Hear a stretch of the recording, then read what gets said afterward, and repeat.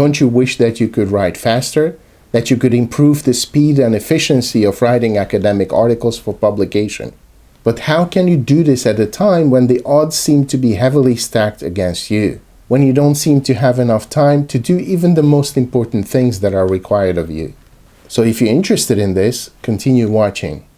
And please remember to hit the subscribe and like buttons to help the channel and to be informed when new videos come online. One of the major problems young academics struggle with when trying to jumpstart their career and secure the first few important publications is time. More specifically, the time to write and publish academic articles, because everything in this process seems to take so long, and in the meantime, life around you is in full turbo mode. If you're a grad student, you're trying to write your dissertation. You're also frantically writing research proposals and submitting job applications. If you're at the postdoc level, then you really feel that time is ticking and you need to get a job ASAP. And so you apply to one thing after the other, which eats up your time and energy. If you already have a job, then you need to teach, to design courses from scratch, to write a syllabi and reading lists for these, deal with student problems, and gradually take on an increasing amount of admin duties. So is it possible to speed up writing, to write quicker and more efficiently? Well, I have good news and bad news for you. The good news is that the answer is yes. After all, this is a problem everybody has at the beginning. Academic writing is very much an acquired skill. It is something you get better at over time. The bad news is that many academics never learn to speed up, or rather there are degrees of this. So say if you're a 2 out of 10, then with time you may gradually become a 3 or 4, but not necessarily an 8 or 9. The point of this video is specifically to give you some advice on how to write faster. And when I talk about writing faster, I don't mean the speed of typing, which is obviously a completely different matter, but of producing publishable articles and books. Just as importantly, I obviously still want to maintain the quality of your research or even improve it. So this is not about doing the same thing, just doing it sloppier and with less attention to detail. To make it easier, I divided these ideas into 5 points. Point number 1 is create the right environment. This is a simple and important point, and there are 2 aspects to this, time and space. So you want to allocate larger chunks of time to be writing. Not 20 or 30 minutes here and there, but 4 or 5 hours at a time when you do nothing else but write your article. So this is not just about writing in general, but about writing a specific article and bringing it to completion.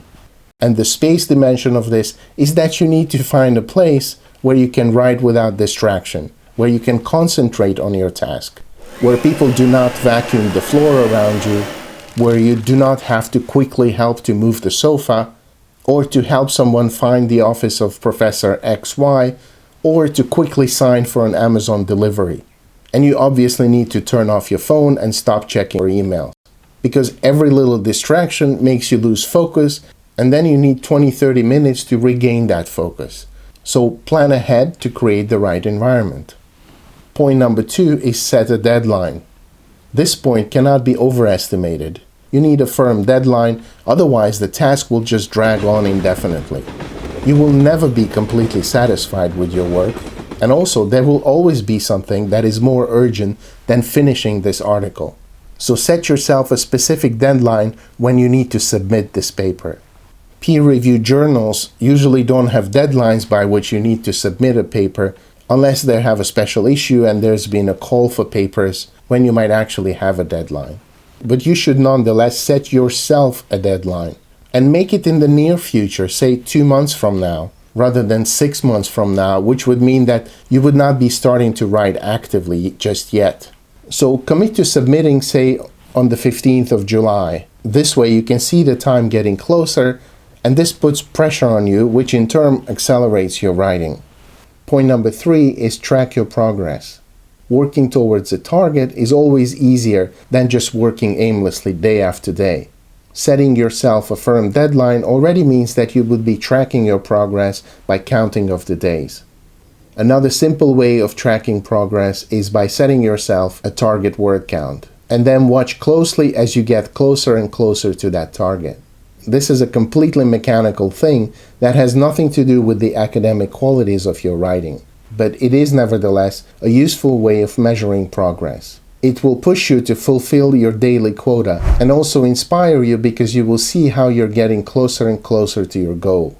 I always write down the number of words at the end of each working session. And for larger projects such as a book, I even have an Excel pie chart that allows me to see where I am at, so I don't get lost on this endless road to a distant destination.